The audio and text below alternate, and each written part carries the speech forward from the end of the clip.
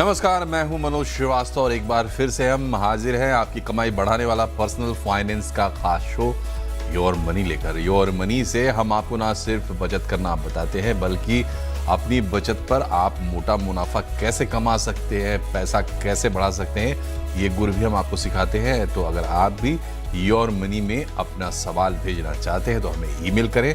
हमारा ईमेल का पता है yourmoney@nw18.com। साथ ही आप हमें 7045220000 पर अपना सवाल व्हाट्सएप के जरिए भेज सकते हैं। इसके अलावा योर मनी फेसबुक और एक्स पर लाइव रहता है, तो वहाँ पर भी आप अपने सवाल हमें भेज सकते हैं। हम कोशिश करेंगे कि ज़्यादा से ज़्यादा सवाल हम ले पाएँ और अपने एक्सपर्ट से उस पर राय भी ले पाएँ।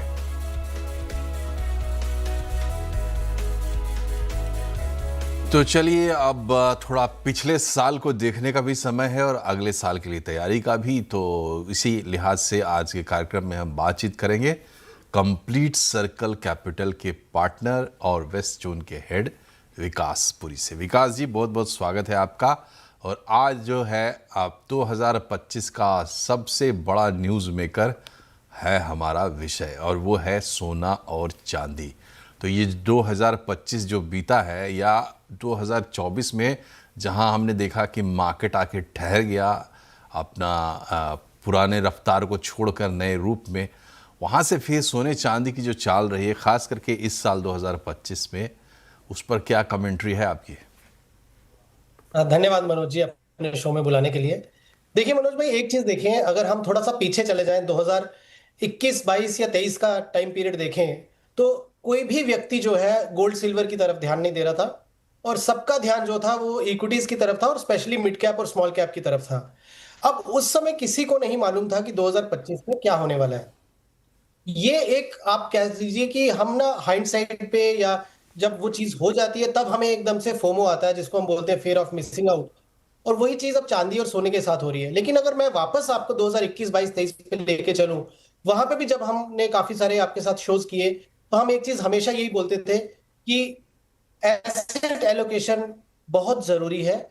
हर एक एसेट क्लास में एक्सपोजर होना जरूरी है। हाँ, अपनी रिस्क एपिटाइट, अपने गोल्स और अपने टाइम होराइजन को देखते हुए आप रेशोज तय कर लीजिए। बट एक चीज हम हमेशा यही बोलते रहे कि आप इक्विटीज में भी अपना पार्टिसिपेट करें, आप कमोडिटीज में भी पार्टिसिपेट करें, आप रियल एस्टेट में भी करें, अपने पोर्टफोलियो को डाइवर्सिफाई करके रखें, जिसको हम एसेट एलोकेशन की बात करते हैं। ये चीज अब आप देखें 2025 का जो ये साल गया, लगभग आप देखें पहले 6 महीने कैलेंडर ईयर की अगर बात करूं तो कुछ भी नहीं हुआ। कोई भी एसेट क्लास में उतना कुछ जो आप बोलेंगे सुपर नॉर्मल रिटर्न नहीं आया। लेकिन अब लास्ट के जो अगर आप देखें, अब दिसंबर एंड होने पे आ गया, जिस तरीके ने सोने और चांदी ने एक दौड़ लगाई, और दौड़ नहीं मतलब एक रॉकेट जैसी जो चाल चली है, इसमें बहुत सारे निवेशक जो है वो एंटर नहीं कर पाए, और जब कर भी रहे हैं तो बहुत ऊपर के लेवल्स पे एंटर कर रहे हैं। अब यहीं पे अगर ऐसे निवेशक आप देख लीजिए जिन्होंने एसेट एलोकेशन किया और उस डिसिप्लिन को मेंटेन रखा कि जहां 10-20% या 15% उनका एसेट जो था कमोडिटीज में इन्वेस्टेड था, आई थिंक वो आज की तारीख में सबसे खुश होंगे। ये बताइए कि ये जो पिछला साल रहा है और इसमें जो रॉकेट वाला फेज रहा है, तो एक ग्लोबल अनसर्टिनिटी की बात लोग करते थे कि जिसकी वजह से सेंट्रल बैंक्स ने भी खरीदना शुरू किया, चांदी की इंडस्ट्रियल डिमांड भी बढ़ गई, युद्ध चल रहे हैं, आप अगर उसको अलग से देखना चाहें तो उन युद्धों का भी असर था। और क्या बात थी, और क्या ये जो एक्सप्लेन हम लोग कर रहे हैं, यही एक्सप्लेनेशन काफ़ी है या कुछ आपके एक्सपीरियंस के हिसाब से कुछ अलग ही बात हो रही है जो शायद समझ में नहीं आ रही? देखिए, ब्रॉडर रीजंस तो वही हैं मनोज जी, और ये रीजंस सबको मालूम भी थे। इसके बारे में बात भी हो रही थी कि ग्लोबल अनसर्टेनिटी तो आप देखें कोविड से शुरू हुई, फिर उसके बाद Russia Ukraine, Israel Gaza, India Pakistan का चलो थोड़ा सा वो इतना बड़ा नहीं था, बट उसके अलावा अगर आप देखें जो टैरिफ्स हुए, तो एक एक स्टेप बाय स्टेप जब चीजें चल रही थी तो ग्लोबल अनसर्टेनिटी तो बढ़ रही थी। लेकिन कई बार कैसा होता है कि हर एक एसेट क्लास का आप कैरेक्टरिस्टिक ये देखें कि वो लीनियर नहीं होता, एक्सेप्ट फॉर फिक्स्ड इनकम। वो भी अगर आप देखें तो अगर आप एफडीज की बात कर ले, जहां पे फिक्स्ड डिपॉजिट में एक लीनियर रिटर्न है कि अगर 7% पे आपको रिटर्न आएगी तो वो 7 ही आपको आती रहेगी। उसको छोड़ के और कोई एसेट क्लास ऐसी नहीं है मनोज जी जो लीनियर तरीके से चले। और ये होना था, ये कैचअप रैली होनी थी कि जो लोगों को लग रहा था कि गोल्ड और सिल्वर में तेजी आ सकती है। और जिस तरीके से इंडस्ट्रियल यूज, अगर हम चांदी की बात करें, आज की तारीख में जो इस तरीके से आप मोबाइल फोन यूसेज हो गया, सोलर पैनल्स की बात हो गई, या अभी जो ईवी बैटरीज हैं, उसमें भी अगर आप देखें तो बहुत बड़ा बज क्रिएट हो चुका है कि जो सिल्वर के थ्रू बनाई गई बैटरीज हैं वो बहुत अच्छी एफिशिएंट बैटरीज हैं, और उसमें डैमेज के भी चांसेस कम है, और उसकी लाइफ भी अधिक है। तो सारी जो इंडस्ट्रियल यूसेज जो बढ़ी है चांदी की, वो, और दूसरी तरफ जो ग्लोबल अनसर्टेनिटीज की वजह से सेंट्रल बैंक्स ने काफी जो था गोल्ड को उन्होंने लेना शुरू किया, और डॉलर वीक होगा, या डॉलर का जो आप देखें यूएस का $37 ट्रिलियन इकोनॉमी जो है उनकी डेट में है। तो ये सारी चीजें जो थी मिली जुली कहीं ना कहीं इंडिकेटर्स दे रही थी, बट रिएक्शन जो है वो अभी लेटली जो हुआ है वो बड़ी फास्ट हुआ, तो मुझे लगता है ये कैचअप है। और इसी तरीके से मनोज जी, अब ये भी, अब लोग ये पूछते हैं कि आगे क्या, लेकिन आगे वही है कि एसेट एलोकेशन जो मॉडल है उसको आप बना के रखें।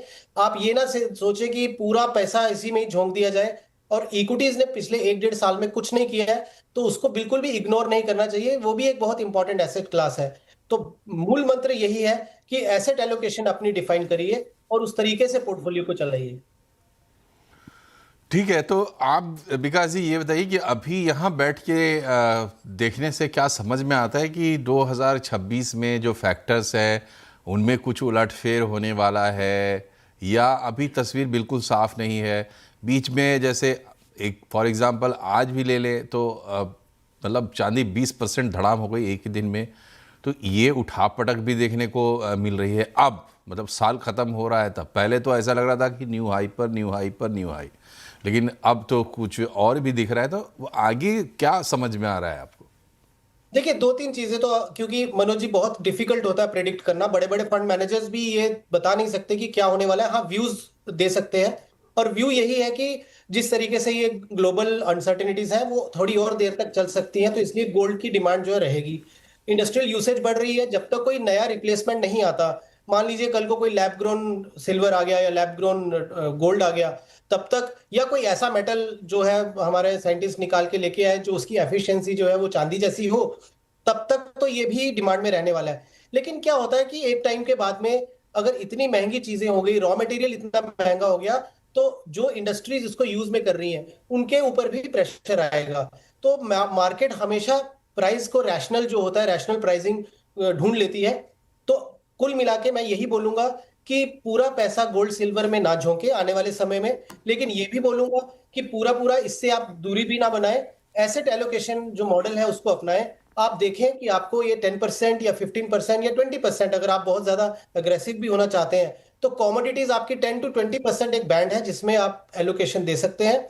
रिमेनिंग आप इक्विटी का एलोकेशन देखें, और कुछ हद तक डेट का भी देखें, क्योंकि वो एसेट क्लास जो बिल्कुल भी नहीं चली है। आप देखें, आरबीआई ने रेट कट कर दिया 100 बेसिस पॉइंट के ऊपर, लेकिन जीसेक आज भी हमारा 6.60 पे चल रहा है। जब ये थोड़ी सी यील्ड सॉफ्ट होंगी, रेपो रेट्स के थोड़े थोड़े पास आने लगेंगी, तो डेट फंड भी हो सकता है आपको अच्छी रिटर्न दे दे। तो एसेट एलोकेशन बना के रखें, अपने गोल को देखें, अपने रिस्क एपिटाइट को देखें, और थोड़ा इवनली डिस्ट्रीब्यूट करें, ना कि किसी एक एसेट क्लास के पीछे पूरा पैसा छोंक दें। जी, लेकिन ये बताइए कि गोल्ड एंड सिल्वर में जब इन्वेस्टमेंट की बात आती है तो आप लोगों ने क्या नोट किया है? क्या गलतियां लोग कर सकते हैं, या इस मोमेंट आपको क्या लगता है कि कौन सी गलतियां लोग कर सकते हैं जिसके बारे में आप चाहेंगे कि हमारे दर्शकों को एक तरीके से चेतावनी मिल जाए या उनको एक समझदारी मिल जाए?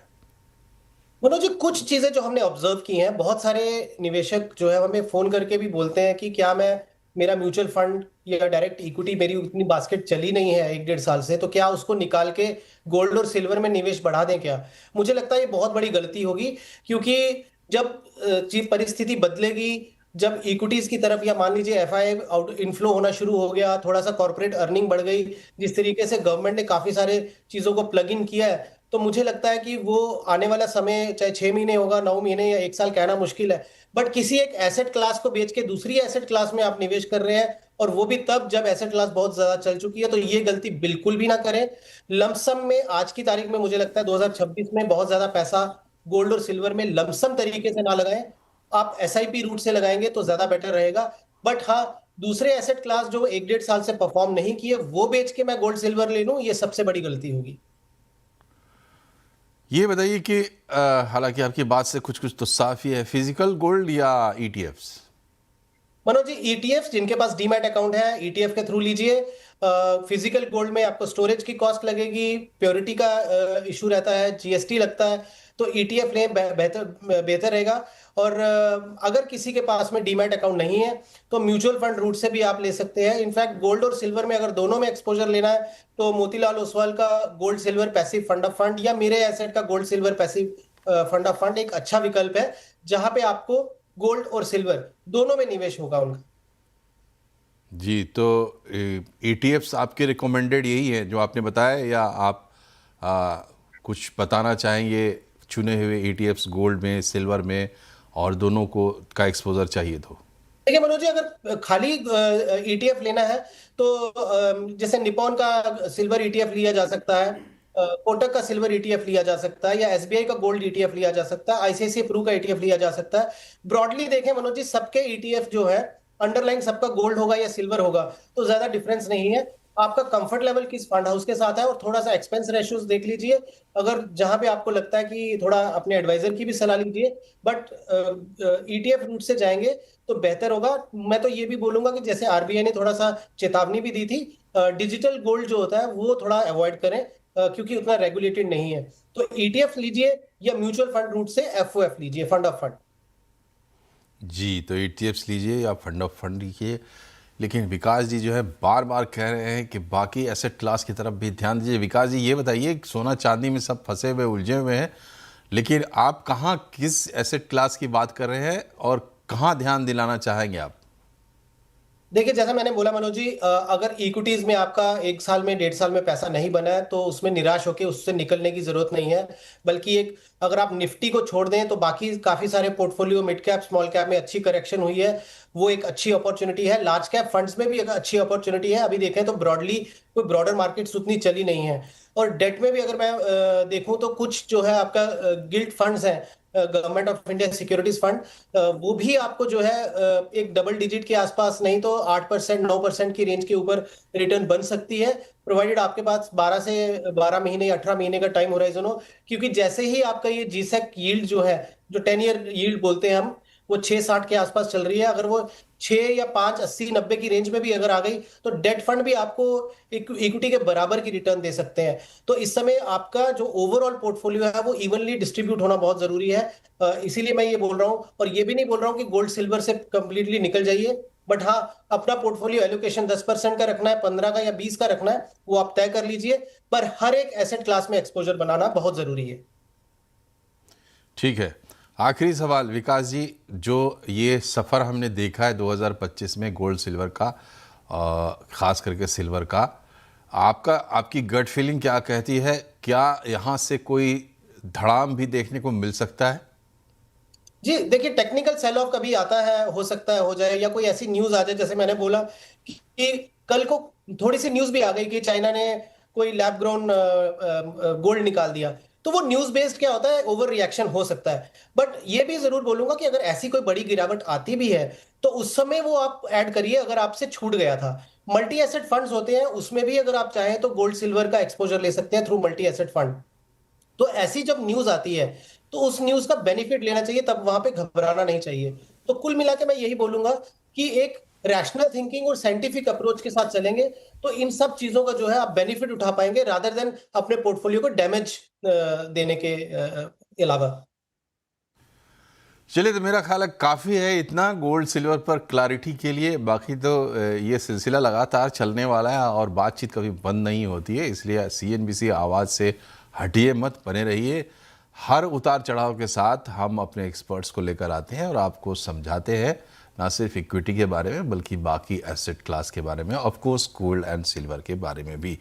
तो अब हम आते हैं अपने योर मनी के रूटीन पर और अपने दर्शकों की क्वेरीज लेना शुरू करते हैं। पंकज जी हैं हमारे साथ, गुजरात से, सिर्फ 42 साल के हैं और 1 लाख की SIP कर रहे हैं। पंकज जी बताएं, क्या क्वेरी है आपकी? एक्चुअली मेरा जो करंट पोर्टफोलियो है, एज यू एक्सप्लेन, 71 लाख का है एंड करंट SIP 1 लाख है। और इसमें 1 लाख का जो SIP मेरा हो रहा है, that includes multiple funds, like 16 types of funds है। 16 फंड्स में इंडेक्स फंड है, large mid, then large cap की इंडिविजुअल फंड्स है, फ्लेक्सी कैप है, कॉन्ट्रा फंड है, मिड कैप है, एंड थीमेटिक में मैंने 2 थीमेटिक कंसिडर किया है, banking, SBI banking and Tata digital considering development. अभी ये जो इंटायर पोर्टफोलियो है, लार्ज कैप में ओवरऑल 40 to 45% है, मिड कैप में 30% है, स्मॉल कैप में 20% है, और डेप्थ में मैंने जैसे निप्पॉन का ईटीएफ लिया है, सिल्वर ईटीएफ, जिसमें 5% है। तो कुल मिला के 1 लाख है, करंट है 7 मेरा एसजीबी है सोवरेन गोल्ड बॉन्ड में, 15 लाख डिजिटल सोवरेन में इन्वेस्टमेंट है। अभी मैं स्टेप अप करना चाहता हूँ 15% का इस साल फ्रॉम 2026। तो मुझे क्या एग्जिस्टिंग फंड में से कुछ करना चाहिए या कुछ अलग करना चाहिए, ये सजेशन चाहिए। चलिए विकास जी, तो ये बताइए कि 1 लाख का तो एसआईपी 1 लाख की चल रही है और 1,15,000 करने की तैयारी है। उसके मद्देनज़र आपके सामने जो ये पोर्टफोलियो है उसको आप किस तरीके से देखते हैं? क्या वही आम फार्मूला लगेगा कि नहीं बहुत ज़्यादा फंड्स की ज़रूरत नहीं है, या कुछ नया नज़रिया आप देने वाले हैं? देखिए पंकज जी, आपको बहुत बहुत बधाई, आप अच्छा पोर्टफोलियो बिल्ड कर रहे हैं, बट 16 बहुत ज्यादा स्कीम्स होती हैं और पोर्टफोलियो में आइडली वो 7-8 फंड्स जो है वो काफी हद तक रहते हैं। बट अभी आज की तारीख में मैं ये नहीं बोलूंगा कि आप आधे फंड्स अपने बंद कर दीजिए। थोड़ा सा मेरा रिकमेंडेशन ये रहेगा, आप जो अपना सिप का अमाउंट है जो मिड कैप फंड्स का है, वो इन्वेस्को इंडिया मिड कैप का, कोटक मिड कैप का और Nippon India mid cap 150 index, ये 3 आप मिड कैप के फंड्स रखें। बाकी के मिड कैप फंड्स को अभी आप बंद करें, निकले नहीं, लेकिन जो अमाउंट उसका बचता है उसका अमाउंट जो है वो अपने इन मिड कैप फंड्स में जो है बढ़ा दीजिए। और धीरे धीरे आप फेज मैनर में निकलिएगा, अपना टैक्सेशन भी देख लीजिए और एग्जिट लोड भी, उसके बाद इन फंड्स में आप वो मर्ज कर दीजिएगा। इसी तरीके से आप एक्सिस का लार्ज कैप बंद कर दीजिए, कैनरा रोबेको का फ्लेक्सी कैप भी बंद करें, और जो अपना पारंपरिक फ्लेक्सी कैप है उसका सिप बढ़ा दें, जो वहां से आपका बंद होता है। इसी तरीके से आप ना निपॉन लार्ज कैप की जो है सिप को थोड़ा सा रिड्यूस कर दीजिए, वो 15,000 तक कर लीजिए, और इन्वेस्को इंडिया कॉन्ट्रा की और आईसीआईसीआई प्रू वैल्यू फंड की जो है वो सिप और बढ़ा दीजिए। तो ये थोड़ा सा आप जो है चेंजेस अपने पोर्टफोलियो में करिए। टाटा डिजिटल इंडिया और SBI banking and financial services fund बड़ा अच्छा टैक्टिकल कॉल लिया है, बट ध्यान रखें जब ये साइकिल पीक आउट होने लग जाए सेक्टर फंड्स का, उस समय आप यहां से एग्जिट करिए, because exit is also very important. आप 71 लाख का जो आपका कॉर्पस जमा हो चुका है और 1 लाख की सिप है, अगर मैं 12% की भी सीएजीआर लेता हूं तो लगभग आपका 4.45% 4.45 करोड़ के आसपास का कॉर्पस जो है वो क्रिएट हो सकता है अगले 10 साल में। तो all the best to you. ज्यादा स्कीम्स मत ऐड करिए, जो हमने करेंगे तो पोर्टफोलियो की क्वालिटी थोड़ी सी और इंप्रूव हो जाएगी। जी, तो यहाँ बात है पोर्टफोलियो की क्वालिटी को इम्प्रूव करने के लिए कुछ चेंजेस करने की, क्योंकि आपके पास एक अच्छा बेस तैयार हो चुका है और आपको ज़्यादा से ज़्यादा फ़ायदा मिल सके। पारी है क्वेरीज की, तो हमारे साथ हैं सौरभ जैन साहब, पुणे से, 48 साल के हैं। निवेश शुरू करने पर सलाह चाहिए। बहुत अच्छी बात है, निवेश शुरू करने से पहले ही सलाह चाह रहे हैं। बताएं सौरभ जी, क्या सवाल है आपके मन में? हाँ सर, तो मैं पुणे से बोल रहा हूँ। मेरे को एक्चुअली अपने रिटायरमेंट के लिए पोर्टफोलियो बनाना है, जिसके लिए मैं 50,000 पर मंथ की एसआईपी शुरू करना चाहता हूँ। मैंने कुछ फंड सिलेक्ट किए जो मैंने आपको भेजे हैं। क्या आप मुझे बताएंगे कि ये फंड सिलेक्शन सही है, या फिर अभी करंट मार्केट ट्रेंड्स को देखते हुए कुछ इन्वेस्टमेंट के लिए मैं कोई स्ट्रेटेजी चेंज करना चाहिए? चलिए, तो गोल क्लियर है, रिटायरमेंट का है और पोर्टफोलियो पर राय चाहिए। 50,000 की एसआईपी करनी है। विकास जी। सौरभ जी, बहुत अच्छी फंड सिलेक्शन आपकी, आपने बड़े अच्छे तरीके से large and mid cap, flexi cap और फिर मिड कैप का स्मॉल कैप और एक वैल्यू फंड, तो आपने अच्छा एक जो है समीकरण बिठाया पोर्टफोलियो में।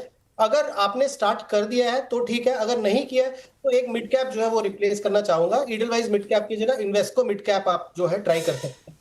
और ये आप अगर अपने 5 फंड्स देख लें तो मुझे लगता है आपका पोर्टफोलियो जो आपका टारगेट है रिटायरमेंट को लेके वो आप अच्छे से जो है पूरा कर सकते हैं। Just to give you perspective, अगर 12% की ग्रोथ रेट से अगर आपका पोर्टफोलियो ग्रो करता है तो रफली 1.54 करोड़ के आसपास आपका जो है वो पोर्टफोलियो बन सकता है। और अगर आप ये ट्रैक हिस्ट्री देखें, मैंने तो 12% का कैलकुलेशन लिया है, बट जो ऊपर के आपने फंड्स दिखाए हैं उन्होंने उनका ट्रैक हिस्ट्री 12% के ऊपर की रही है, तो आपका पोर्टफोलियो थोड़ा इससे भी बेहतर बन सकता है। Fund selection is really good.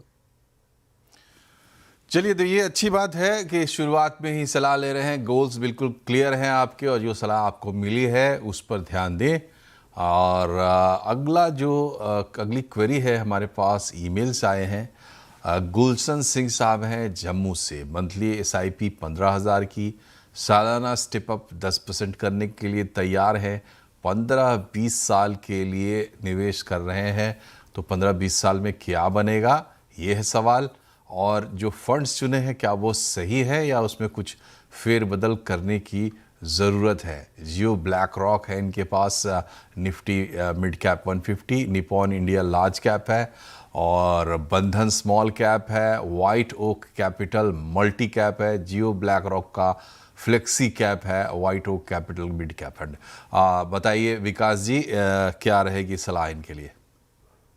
सबसे पहले मनोज जी, मुझे बहुत खुशी होती है क्योंकि गुलशन जी मेरे होम टाउन से आते हैं, तो जम्मू से कोई क्वेरी आए तो बहुत अच्छा लगता है। देखिए गुलशन जी, आपका जो मिड कैप का फंड है, जो आपने White Oak Capital mid cap रखा है, आप उसको अगर चाहें तो रिप्लेस कर सकते हैं इन्वेस्को इंडिया मिड कैप के साथ में, या कोटक मिड कैप। इन दोनों में से कोई एक आप देख लीजिए जिसमें आपका कंफर्ट लेवल है। और फ्लेक्सी कैप जो है वो आप रिप्लेस करें एचडीएफसी फ्लेक्सी कैप के साथ। Jio BlackRock Nifty mid cap 150 जो है वो कंटिन्यू रखें आप। बाकी और कोई फंड्स को आपको जो है वो तब्दीली करने की जरूरत नहीं है। 10% अगर आप स्टेप अप करते हैं तो आप लगभग 1,25,00,000 के आसपास जो है आपका 15 साल में बन जाएगा, अगर 12% की ग्रोथ रेट से ग्रो हुआ। और यही अगर 15 से होता है तो रफली 2.79 करोड़ के आसपास पोर्टफोलियो बन जाएगा आपका। तो आपका ओवरऑल अच्छा है, लेकिन जो थोड़ी सी चेंजेस बताइए अगर आप इंप्लीमेंट कर देंगे तो थोड़ा बेटर रहेगा।